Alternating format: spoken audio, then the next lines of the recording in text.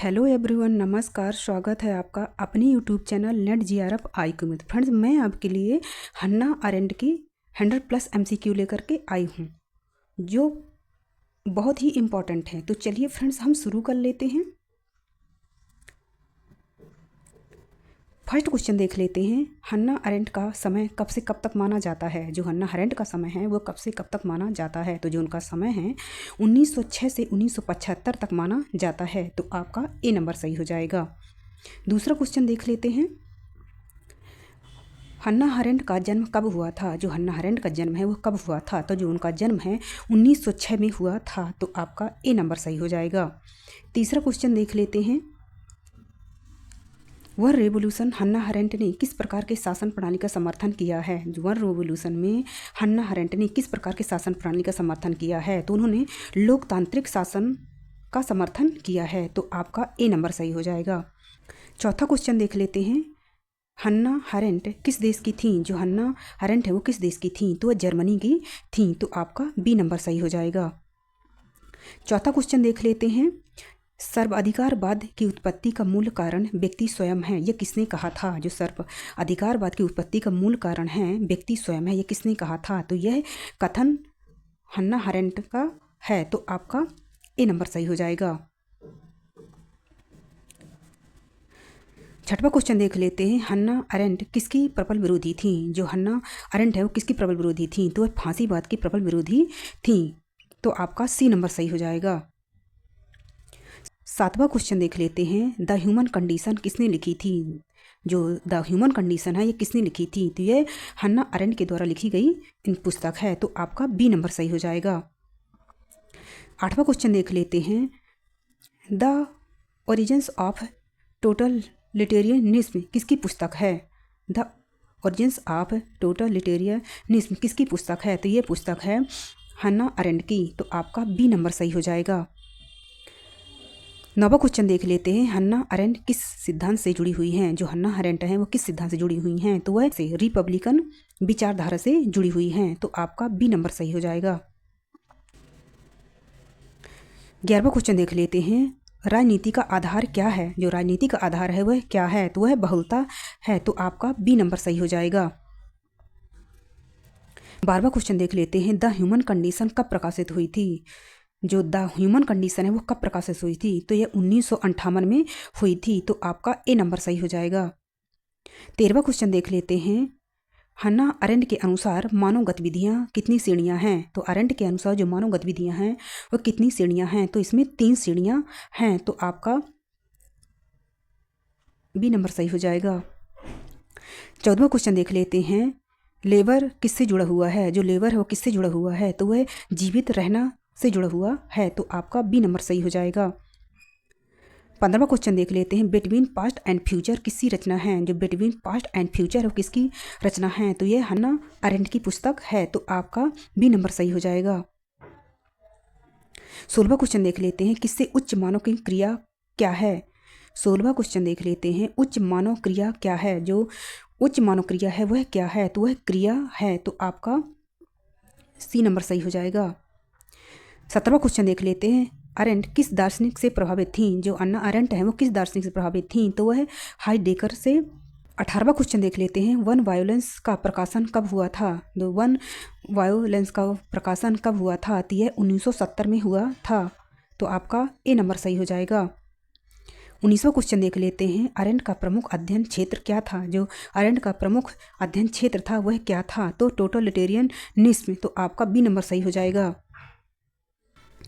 20वां question देख लेते हैं। शक्ति किससे उत्पन्न होती है? जो शक्ति है वो किससे उत्पन्न होती है? तो वह सामूहिक सहमति से उत्पन्न होती है। तो आपका बी नंबर सही हो जाएगा।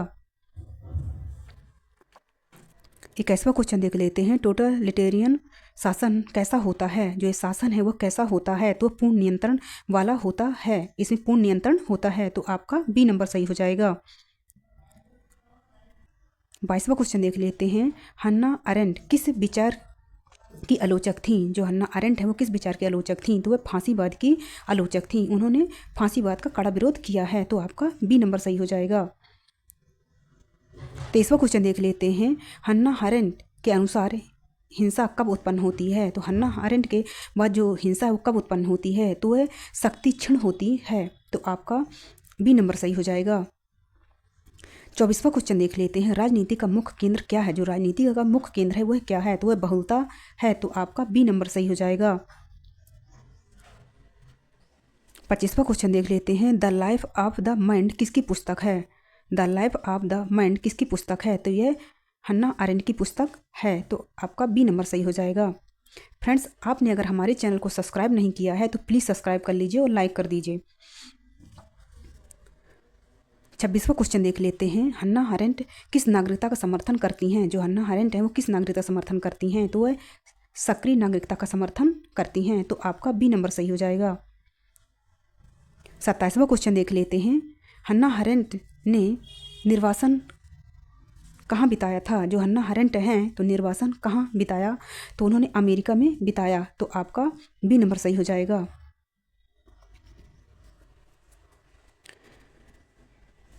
28वां क्वेश्चन देख लेते हैं। वर्क किससे जुड़ा हुआ है? जो वर्क है वो किससे जुड़ा हुआ है? तो स्थायी वस्तुओं के निर्माण से जुड़ा हुआ है। तो आपका बी नंबर सही हो जाएगा। 29वां क्वेश्चन देख लेते हैं। एक्शन किस पर आधारित है? जो एक्शन है वो किस पर आधारित है? तो वह बहुलता पर आधारित है। तो आपका बी नंबर सही हो जाएगा। 30वां क्वेश्चन देख लेते हैं। हरेंट किससे मानव स्वतंत्रता का क्षेत्र कहा है? जो हरेंट है उन्हें किसे मानव स्वतंत्रता का क्षेत्र कहा है? तो उन्होंने राजनीति को मानव स्वतंत्रता का क्षेत्र कहा है। तो आपका बी नंबर सही हो जाएगा। 31वां क्वेश्चन देख लेते हैं। हरेंट किस विचारधारा की आलोचक थीं? जो हरेंट है वो किस विचारधारा की आलोचक थीं? तो वह तानाशाही की आलोचक थीं। उन्होंने तानाशाही का कड़ा विरोध किया है। तो आपका बी नंबर सही हो जाएगा। 32वां क्वेश्चन देख लेते हैं। आइखमैन किसके अधिकारी थे? जो आइखमैन है वो किसके अधिकारी थे? तो वह नाजी शासन के अधिकारी थे। तो आपका ए नंबर सही हो जाएगा। 33वां क्वेश्चन देख लेते हैं। वास्तविक शक्ति कहाँ उत्पन्न होती है? जो वास्तविक शक्ति वो कहाँ उत्पन्न होती है? तो वह लोगों के सामूहिक सहमति से उत्पन्न होती है। तो आपका बी नंबर सही हो जाएगा। 34वां क्वेश्चन देख लेते हैं। प्रोनेसिस किससे संबंधित है? जो प्रोनेसिस है वो किससे संबंधित है? तो व्यवहारिक बुद्धि से संबंधित है। तो आपका बी नंबर सही हो जाएगा।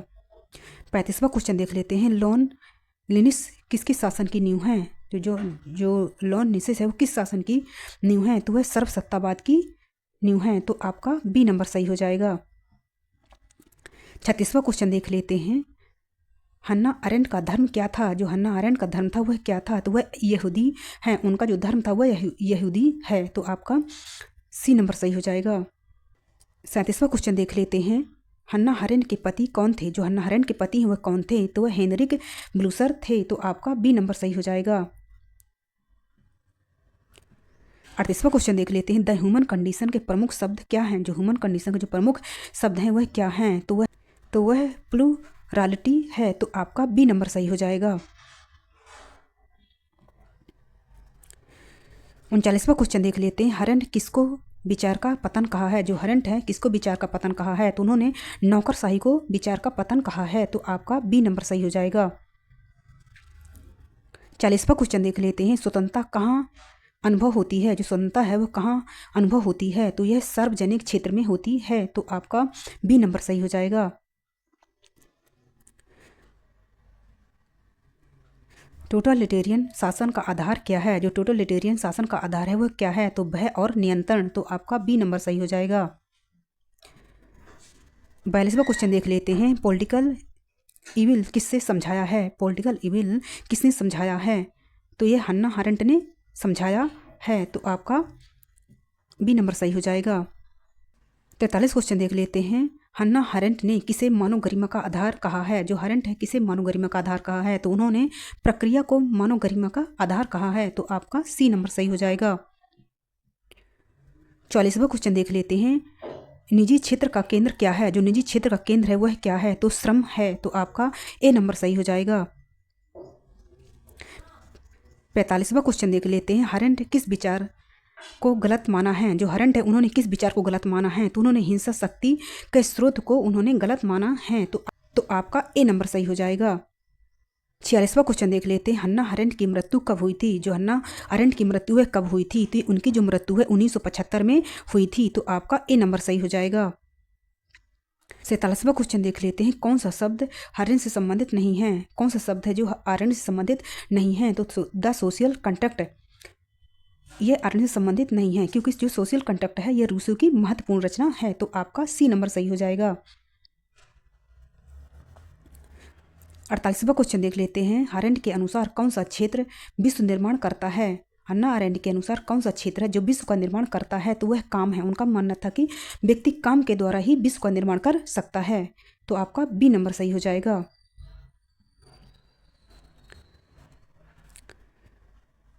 49वां क्वेश्चन देख लेते हैं, टोटलिटेरियनिज्म में कौन सा प्रमुख होता है? टोटलिटेरियनिज्म में कौन सा प्रमुख होता है? तो इसका जो प्रमुख होता है वह नेता होता है। तो आपका बी नंबर सही हो जाएगा।